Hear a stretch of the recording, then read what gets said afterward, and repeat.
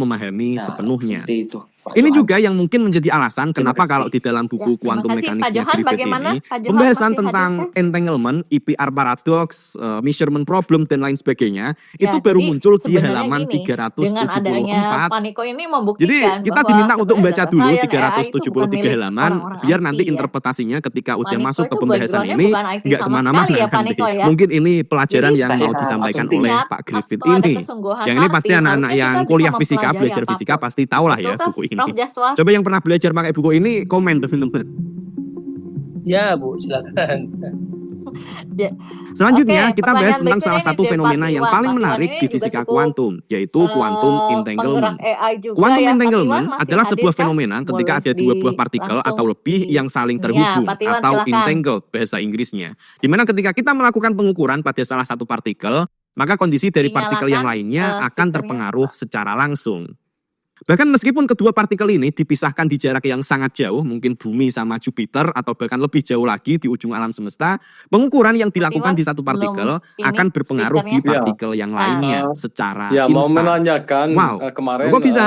anak saya juga mendapatkan seperangkat dokumen untuk menganalisa kinerja keuangan daripada perusahaan-perusahaan dan kemudian itu di-convert ke satu model AI.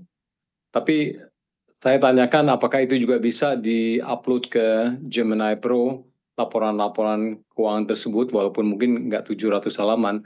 Jadi bedanya Finlight itu dengan usaha saya mengupload PDF file ke Gemini Pro atau Chat GPT-5 itu apa? Karena saya pikir itu juga bisa menghasilkan analisa yang sama. Terima kasih. Ya, terima kasih Patiwan. Ini menyangkut keuangan, silahkan Pak Niko. Ya, terima kasih Pak Tiwan atas pertanyaannya. Pertanyaannya menarik nih. Memang benar kalau kita mengupload ke AI yang advance ya, seperti Gemini Pro, Perplexity yang berbayar, atau GPT 5.0, mereka bisa memberikan analisis juga. Tetapi bedanya di Finlight ini, kita bisa memodifikasinya sesuai dengan kebutuhan kita. Karena saya yakin kalau AI yang mengerjakan AI yang seperti Gemini atau GPT Pro itu, mereka pasti punya beberapa hal yang kalau kita nggak tanya, mereka nggak akan jawab. Mereka hanya akan menjawab sesuai dengan apa yang kita tanyakan. Nah, bedanya di Finlight ini, kita bisa menambahkan fitur sesuai yang kita butuhkan. Misalnya nih, kalau kita ke Gemini Pro, kemungkinan kalau kita nggak ada nanya untuk fraud manipulation, biasanya dia nggak akan jawab. Tapi di Finlight ini, ya dia akan langsung memberikan jawaban sesuai contoh yang tadi. Dan fiturnya itu akan terus kami kembangkan. Untuk sementara kan masih yang sifatnya dasar. Nah, ini juga nanti kalau kami jadi kunjungan ke Jepang itu ada Ibaraki University yang tertarik untuk bantu bekerja sama kolaborasi untuk mengembangkan analisis laporan keuangan berbasis AI ini. Mungkin nanti kalau sudah siap, bisa saya paparkan lagi di sini. Itu nanti akan dengan Profesor juga, kami satu tim. Seperti itu, Pak Tiwan dan Indrajani. Ya, makasih. Pak Iwan, bagaimana?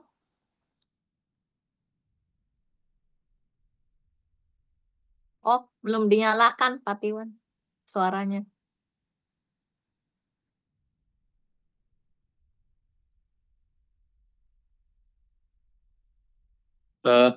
Baik, terima kasih. Mungkin kami tunggu Ya, update-nya kembali. ini terima kasih nih Pak Iwan, udah kritis pertanyaannya ya. Seringkali kita apa-apa pakai yang nggak berbayar ya, Gemini atau apa ChatGPT, tapi kadang-kadang kita harus juga mengingat data itu bersifat pribadi atau privasi atau enggak ya Pak Niko ya? Iya, benar Bu. Ada hal yang harus dipikirkan secara logik ya kita, apalagi adanya terkait dengan undang-undang PDP atau apa, perlindungan terhadap data kita di organisasi ya. Ya, berikutnya ini ada Pak Sani. Pak Sani silahkan jika hadir boleh langsung open cam. Ada Pak Sani? Pertanyaannya, apakah Finlight Analyzer itu sifatnya open source atau berbayar? Pak Niko, silahkan. Ya, terima kasih Pak Sani atas pertanyaannya. Kalau ini sih dia open source ya. Saya ngodingnya pakai Python. Ya. Jadi nggak berbayar ya Pak? Berbayar. Kalau memang tahu cara bikinnya, bisa sih bikinnya open source juga kan? Ya, ini berarti menjawab sekaligus Pak Willy ya. Bisa diuji coba, bisa ya Pak ya? Ada yang mau ngetes nih, mau jadi QA. Oh, sementara untuk uji coba kita masih di localhost. Ini saya lagi coba untuk ke cloud nanti nih ke depannya. Ya, masih internal ya. Nanti kalau udah cloud boleh publik yang menguji ya. Boleh, silakan Bu. Kemudian Pak Nuri lagi, ini ke Pak Niko nih. Apakah bisa di-share nih full stack Finlight-nya dan bagaimana status license-nya? Tadi udah dijawab ya, open source cuma masih internal, masih lokal, tapi bisa di-share nggak Pak Niko? Kalau di-share itu nantilah Bu. Kita pertimbangan tim juga nih Bu. Oke, jadi nanti ya Pak Nuri tunggu tanggalnya ya, tanggal yang tepat ya Pak Niko. Ya.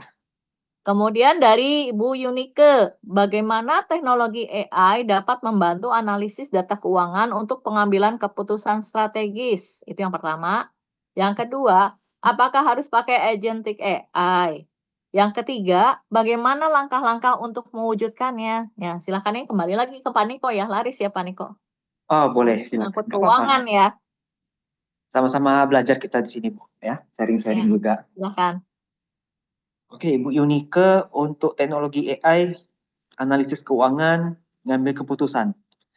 Kalau kita kembali ke zaman sebelum adanya AI, manusia yang menganalisis dan manusia yang mengambil keputusan. Jadi dengan teknologi AI, sebenarnya sama saja, cuma prosesnya jadi lebih cepat. Kita dulu mikir mau cari 10 rekomendasi atas suatu objek, pasti butuh waktu ya. Harus rapat dulu lah, strategi perusahaan bagaimana, supaya bisa dapat 10 rekomendasi langkah ke depannya. Tapi dengan AI, kita cukup upload, kita cerita sedikit, apa-apa saja yang mau kita lakukan, nanti AI bisa langsung memberikan rekomendasi apa-apa saja yang harus dilakukan. Jadi jelas akan membantu dalam sisi efisiensi waktu dan biaya. Kemudian, apakah harus pakai agentic AI? Saya rasa tidak. Mesti harus. Kemudian langkah-langkah untuk mewujudkannya, ya tidak bisa dipungkiri sekarang literasi digital, literasi teknologi, literasi AI harus sudah ada untuk kita semua. Dari segala kalangan generasi ya, mau Gen Z, Gen Baby Boomers, Gen X, Y, sama generasi terbaru nih Gen Alpha, mau tidak mau harus hidup berdampingan dengan AI seperti yang Prof. Jaswar katakan di awal tadi. Untuk mewujudkannya ya kita pelan-pelan belajar. Saya sendiri S1 akuntansi, S2 manajemen keuangan, S3-nya akuntansi lagi. Saya mana paham AI seperti ini. Tapi saya pelan-pelan coba. Karena kalau saya tidak ngikutin perkembangan AI, saya ini kan dosen juga ya Bapak Ibu. Saya tidak ikutin, saya pasti kalah sama dosen yang lain ini. Gimana saya bisa jadi profesor kalau saya tetap bermain secara konvensional? Ya gitulah, makanya saya belajar. Dan kebetulan di tahun 2024, saya mengenal Prof. Jaswar. Di situ saya termotivasi untuk belajar. Karena Prof. Jaswar berkaitan di AI, saya juga nih, saya belajar AI, saya juga belajar Big Data Analytics karena saya ngajar statistik di sini. Sayang ilmunya kalau nggak saya kembangkan lagi. Jadi memang motivasi diri kita sendiri harus tinggi ya untuk mengembangkan ini. Begitu Bu Yunike, kalau saya ya. Ya, Bu Yunike-nya hadir kah? Masih ada kan Bu Yunike? Hadir, terima Oh, kasih. silakan dinyalakan Bu, biar saling kenal. Baik, terima kasih untuk jawabannya sudah cukup menjawab. Ya, terima kasih Bu Yunike. Ada yang lain? Dari chat sudah selesai dibacakan dan dijawab secara jelas ya oleh Prof. Jaswar dan Pak Niko. Ada yang masih ada unek-uneknya nih, kayaknya AI itu gimana gitu kesannya ya. Ya, silakan Pak Johan, boleh dinyalakan nih ininya, on cam. Terima kasih Bu Indra. Ya, Ya, saya bertanya ke Pak Niko. Jadi untuk aplikasi fintech-nya itu tadi dikatakan ada kemungkinan salah data capture data dan lain-lainnya. Mungkin bisa dijelaskan kembali maksudnya apakah perlu digunakan hardware khusus sehingga capture datanya itu lebih lebih akurat begitu ya, sehingga ketika di capture itu valid begitu. Kemudian speknya seperti apa untuk software dan hardware. Begitu, Bu. Ya, silakan Pak Niko. Ya, terima kasih. Johan, untuk spek, jujur saya katakan saya kan memang masih baru awal-awal juga ini. Tapi kalau dengan spek komputer laptop yang saya pakai sekarang ini sih masih mencukupi ya. Kemudian untuk aplikasi keuangannya supaya capture datanya akurat, sampai dengan saat ini saya masih di Python pemakaiannya. Saya belum ada pakai yang lain. Di Python itu nanti pakai yang sudah saya pernah terapin itu pakai CNN, kemudian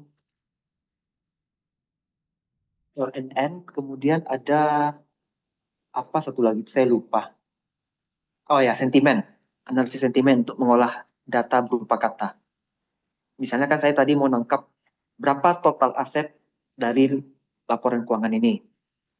Berarti kan saya instruksikan kepada engine saya untuk mencari kata total aset atau dalam bahasa Inggris total assets.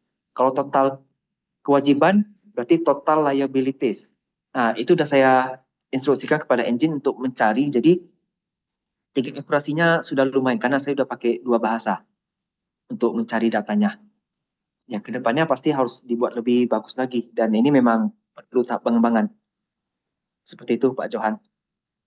Jadi asalkan bisa jalan Python-nya ya Pak Niko ya. Jadi spek yang normal tuh mungkin bisa ya laptop yang masih ada dijual di pasar ya. Ya, sementara masih pakai yang gratis-gratisan, rupanya terbukti bisa terpakai, Bu. Ya, Saya pun kaget juga. minimum mungkin kalau sekarang kan laptop 16 GB ya memorinya minimum ya atau 32 lebih enak ya. Iya. Makin bagus sih harusnya ya Pak Niko. Iya. Nah, ini ada dari Pak Wilianto, silahkan Pak Willy. Boleh di on cam? Iya, pagi Pak Willy.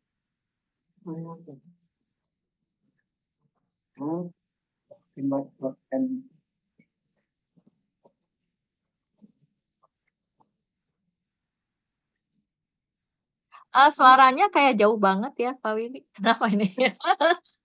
Berapa meter nih dari speaker?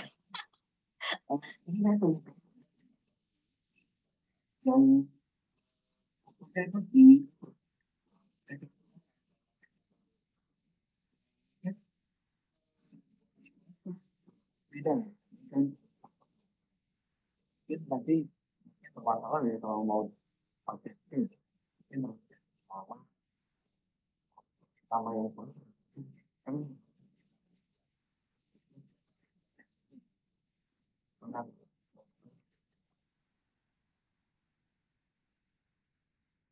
Oke, saya ada cukup dengar jelas Indrajani. Saya ada pakai caption di bawah jadi bisa nampak tulisannya. Jadi saya juga baru tahu ada yang namanya finlife.me. Saya barusan cek juga. Dia memang cerita tentang ini ya, informasi-informasi tentang finansial. Kalau dia namanya Finlike.me, kalau saya di sini pakainya Finlike Analyzer. Dan tentunya pasti berbeda ya. Tapi kalau untuk soal ganti nama, itu nanti kita pertimbangkan bersama tim. Karena baru tahu juga ya, baru tahu hari ini ada namanya Finlike.me ini. Terima kasih Pak Wilianto.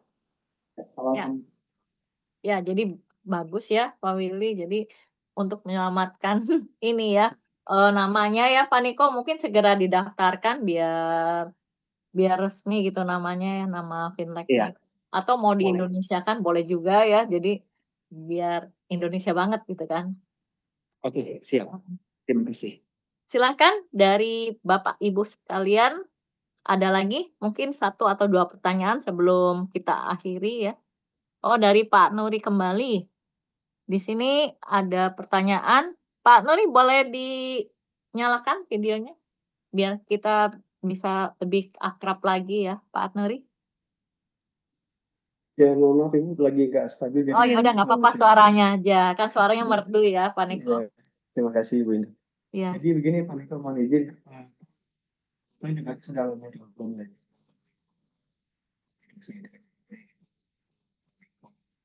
Ini masih namanya banyak kendala ya. Makanya kan ntar dengan proyeknya Pak Niko itu apa namanya kira-kira full text seperti apa. Tapi kan memang monolitik itu apa AI itu kan banyak sekali teknologi yang dipakai ya Bu ya. Mm-mm. Banyak sekali itu dia experience sama lain gitu. Nah, apakah untuk yang Finlight di proyeknya Pak Niko juga menggunakan LLM? Gitu. Kalau misalkan juga menggunakan LLM, apa yang digunakan itu barangkali saya bisa belajar juga dengan itu. Terima kasih Pak Niko. Ya, Pak Niko, silakan. Iya, sebentar.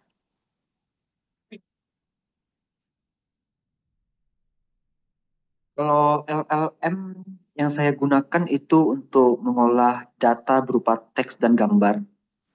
Kalau teks itu jelas, tapi kan kadang PDF yang diupload oleh perusahaan ke website, dikasih download, dia PDF-nya tuh bukan dari kayak Word di-convert ke PDF, tapi dia sudah cetak, dia print, dia tanda tangan, laporan keuangannya, baru di-scan.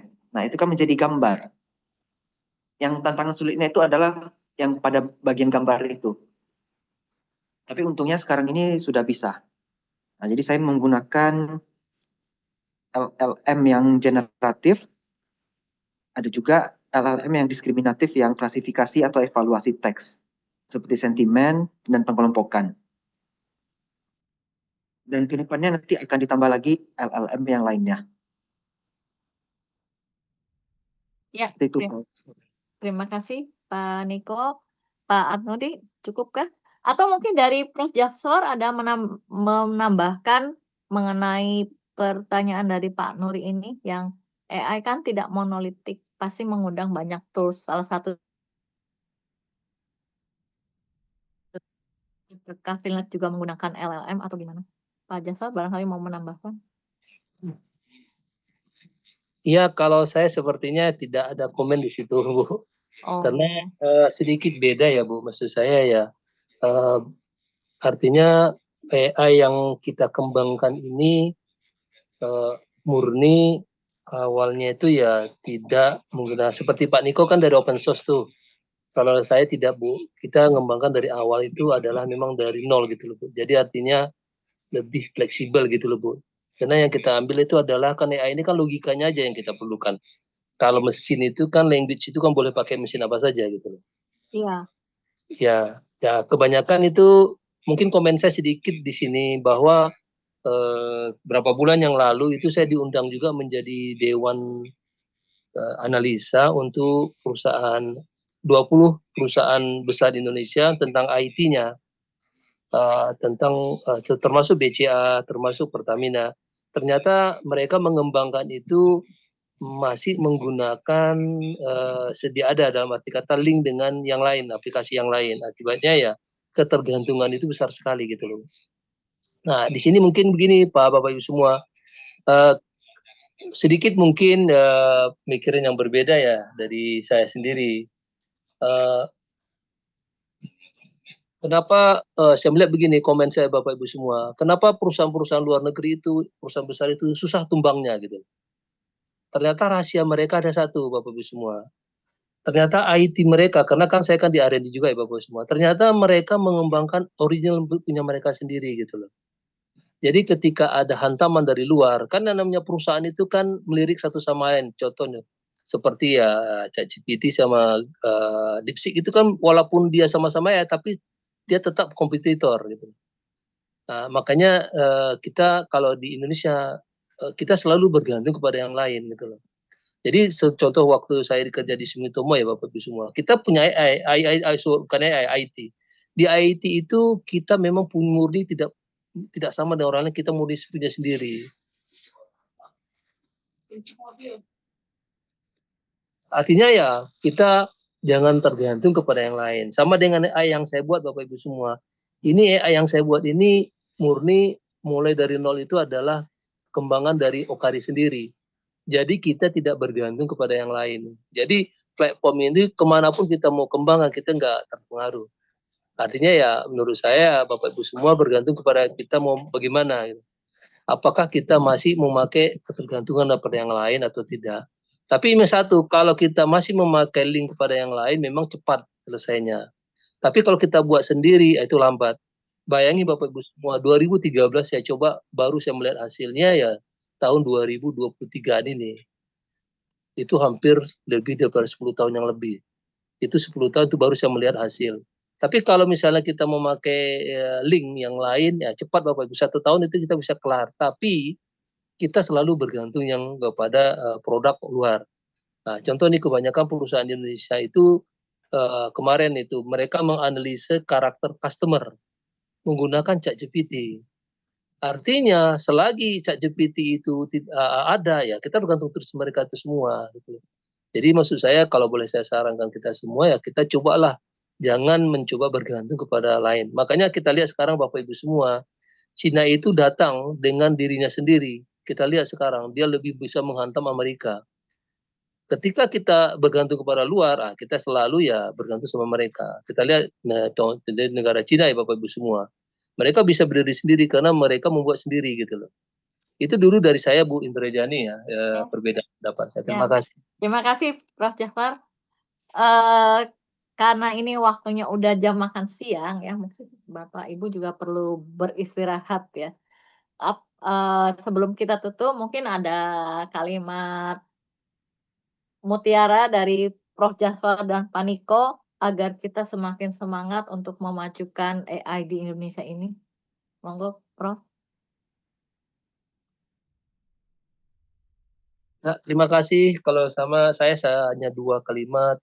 Tetap semangat, tetap jaya. Mari kita tingkatkan kreativitas kita untuk pembangunan negara kita yang tercinta, negara Indonesia. Kita bersatu, mumpung masih dalam suasana kemerdekaan, mudah-mudahan menyebabkan kita lebih jaya. Terima kasih Bapak Ibu semua, mohon maaf jika ada silap salah saya. Ilmu saya yang kecil ini, kalau ada yang kurang itu adalah kelemahan saya. Terima kasih Bu Indrajani, terima kasih. Terima kasih. Kemudian Pak Niko, silahkan. Ya, halo. Ya. Beberapa orang sering mengatakan apa itu AI, kecerdasan buatan. Tapi nyatanya memang teknologi ini tujuannya untuk membantu meningkatkan kemampuan kita. Kita jangan sampai terlena, jangan jadi pemalas karena ada AI ini. Tingkatkanlah produktivitas kita dengan alat bantu AI. Jadi alih-alih menjadi kecerdasan buatan yang seperti itu, lebih baik kita meningkatkan kecerdasan kita dengan kecerdasan buatan ini. Ya. Seperti itu kalau dari saya. Terima kasih Pak Niko. Sebelum kita akhiri, silakan Mas Lana boleh meng-capture fotonya sebagai kenang-kenangan. Visual background-nya boleh dipasang, kemudian wajah Bapak Ibu yang ganteng dan cantik boleh dinyalakan ininya videonya ya. Betul Ibu. Mari Ibu Bapak dipersilahkan untuk mempersiapkan terlebih dahulu.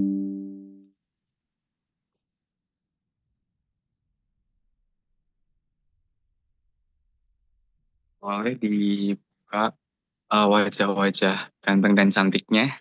Ini ada Pak Sandi, ada Pak Mubarak ya. Ini Pak Mubarak belum aku todong loh jadi pembicara berikutnya ya. Banyak loh calon-calonnya. Nanti bisa Pak Willy, Pak Igi ya, banyak sekali. Oke. Masih proses ya Bu Indra ya. Pada proses open cam. Nanti kalau Prof. Jafar dan Pak Niko mampir ke Jakarta boleh kita temu ya dengan member-member dan simpatisan IAIS. Siap, Bu. Siap. Oke, udah siap Ibu Bapak. 3, 2, 1. Langsung ya.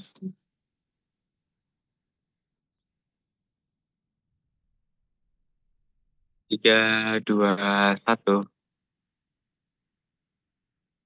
Ya, di sini juga ada Bu Hani Konita. Gimana Bu kabarnya? Kabar baik, Bu Indra. Terima kasih Bu. Sama-sama. Kemarin kami juga baru menyelenggarakan webinar AI untuk profesi arsiparis Bu. Boleh tuh, nanti bisa banyak kerjasama yang dilakukan semakin tersebar ya AI ini. Ya. Mas Lana, halaman berikutnya. Oke.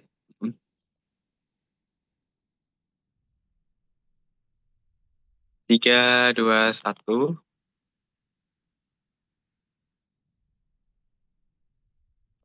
Ini juga ada Pak Heru ya, sangat aktif. Terima kasih Pak Heru buat postingan yang sangat inspiratif ya. Oh iya, Heru. Pak Heru, apa kabar? Oke Bu, udah. Udah semua. Oke, Ya. sampai ketemu lagi di webinar selanjutnya yang tentunya sama menariknya ya dengan yang hari ini ya. Terima kasih semuanya. Selamat siang Bapak Ibu, terima kasih semuanya ya. Terima kasih, Bu. Ya, terima kasih Ibu Indrajani dan tim dari Indonesia Enterprise Artificial Intelligence Society ya. Iya, terima Semoga kasih bisa terus kembang. Lanang dan tim panitia ya. Kemudian Prof. Jakswa sendiri, Pak Niko ya, terima kasih semuanya.